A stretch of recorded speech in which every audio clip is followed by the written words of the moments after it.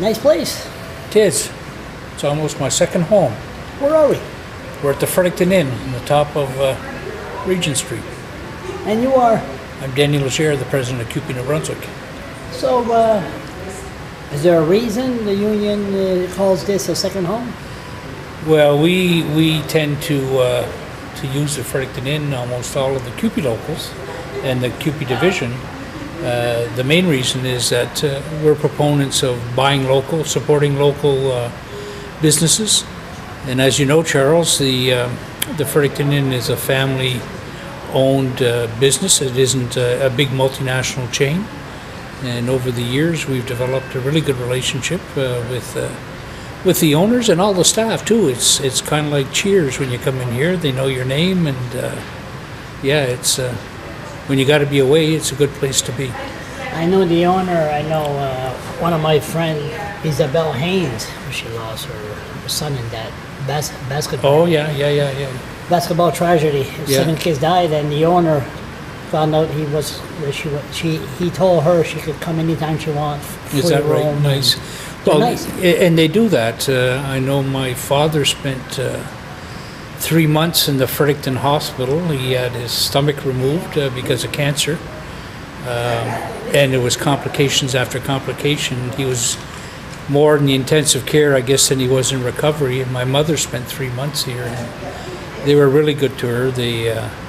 They offered her a hospital rate on her room, and went out of their way checking when she was here alone, checking in on her, seeing if everything was. So it's good public relations here.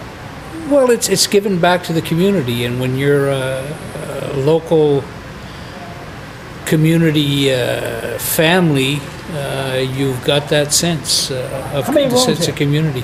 How many rooms here? I don't know. Hundreds. 200 or more. 200? Yeah, I would say. So you got this, and you got other motel, the Crown Plaza, the Delta, and then the city decides they want a new, huge hotel downtown. I've seen that. It's actually starting to go up now.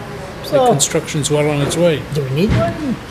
Well, what I'm being told is that the occupancy rates, or occupancy or vacancy, whichever way you want to look at it, don't really rationalize or justify the need for a new hotel. What it'll do is it'll dilute the room nights for every other hotel.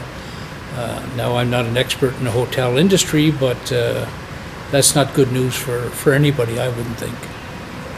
Why would they do that? Why would they discourage people that's been good community-minded for years, owners, motel owners for years, and next thing you know, they stabbed them in the back and built this boom. Well, I wouldn't use those words, but on a blog, right? Yeah. Well, the disheartening part is, from what I understand of that transaction, is that the city of Fredericton seemed to have gone out of their way to facilitate the construction of that hotel. There were special deals made on the land and the property. And $1? No. I'm not 100% sure on all the details, but certainly there were perks or incentives to build that. And conversations I've had with the owner here at the Fredericton Inn, John Waite, was. He felt a little slighted by that because, his father and mother started this place. I can remember it was a lot smaller than what it is now. I've been coming here for close to 40 years now, and they never got any government money, or they've always done it on their own, the expansions, and so to give. Which is kind of an unfair advantage to a multinational chain. I can see how one would feel a little slighted by that. So the bottom line here, anybody that comes to Fredericton, union or not union, go at the Fredericton Inn on top of Regent Street. Well, it's certainly our choice, and I've outlined the reasons for that. From my personal perspective, it's really quite accessible if you're coming off the highway. Lots of free parking. Yeah. good service, friendly people, Absolutely. good staff. Yep, yeah, and they must treat their staff fairly well, because when you come to a place for as long as I have and you keep seeing the same people working, it means that they must be happy with the conditions around their work.